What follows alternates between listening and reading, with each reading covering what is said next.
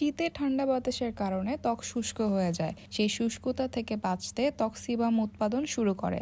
এর ফলে ত্বক তৈলাক্ত হয়ে যায় এবং বেড়ে যায় ব্রণের আনাগোনা। চলুন জেনে নেওয়া যাক এই সময় ব্রণ থেকে পরিত্রাণ পাওয়ার উপায়। ত্বকে ব্রণ দেখা দিলে বারবার হাত দিয়ে স্পর্শ করা বন্ধ করতে হবে। সেই সঙ্গে ত্বকে শুষ্কতা থেকে রক্ষা করতে এবং ময়েশ্চারাইজড রাখতে পর্যাপ্ত পানি পান করতে হবে। নিয়মিত হাইড্রেটেড থাকলে ব্রণের সমস্যা অনেকটাই নিয়ন্ত্রণ করা সম্ভব হবে। শীতের সময় ত্বকে ব্রণ দেখা দিলে তা থেকে মুক্তির আরেকটি উপায় হলো অ্যালোভেরা জেল ব্যবহার। রাতে ঘুমাতে যাওয়ার আগে ত্বকে অ্যালোভেরা জেল লাগিয়ে নিন। সকালে উঠে মুখ ধুয়ে ফেলুন। এভাবে নিয়মিত ব্যবহার করলে ব্রণ তো দূর হবেই, সেই সঙ্গে ত্বকের আরও অনেক সমস্যা দূর হবে।